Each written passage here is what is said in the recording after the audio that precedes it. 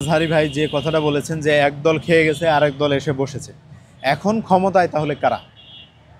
এইটা কিন্তু প্রশ্ন আসে। এখন ক্ষমতায় হলো অন্তর্বর্তীকালীন একটা সরকার। এই সরকারের প্রধান ডক্টর মোহাম্মদ ইউনূস সাহেব বলেছেন ছাত্র জনতা আমাকে ক্ষমতায় বসিয়েছে। তার মানে ওনার এই কথার উদ্দেশ্য হলো উনি ছাত্রদের প্রতিনিধি, ছাত্ররা ওনাকে ক্ষমতায় বসিয়েছে, তার মানে ছাত্ররা এখন ক্ষমতায় আছে।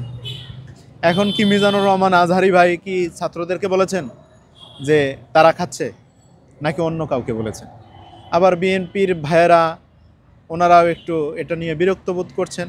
বিরক্ত বোধ করারই কথা, কারণ উনি যেহেতু কাকে ইন্ডিকেট করে বলছেন সেটা স্পষ্ট করেন নাই।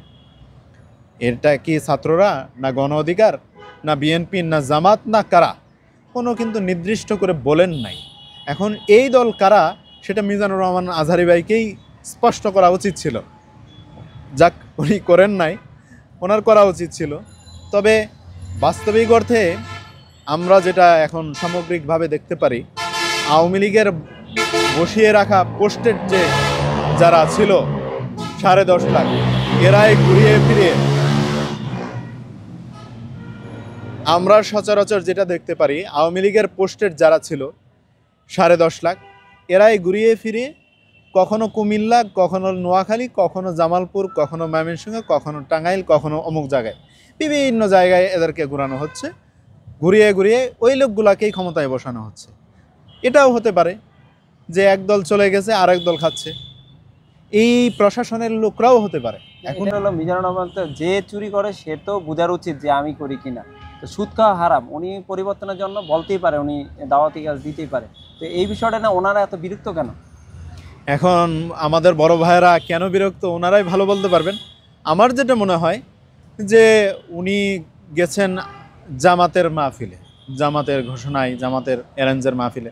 তো সেই জায়গা থেকে এখন জামাত একটা বড় রাজনৈতিক দল, চরমনাই, তারপরে বিএনপি, আরও কয়েকটা আছে যারা মোটামুটি একটা ভালো অবস্থানে আছে। বিশেষ করে জামাত এবং বিএনপি বাংলাদেশের সম্প্রতি সময়ে বড় দল।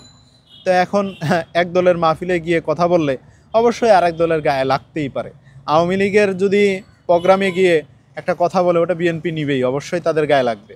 আর বিএনপির একটা প্রোগ্রামে গিয়ে যদি আওয়ামী লীগের মানে ক্ষমতায় থাকা অবস্থায় কিংবা বিরোধী দলের অবস্থায় থাকা অবস্থায় কিংবা দুইটাই একসাথে থাকা অবস্থায়, মানে দুইজনেই যদি বিরোধী দলে থাকে, সেই অবস্থায় যদি কেউ বলে তাহলে আরেকটা দলের গায়ে লাগবে। এটা স্বাভাবিক, এটা স্বাভাবিক প্রক্রিয়া।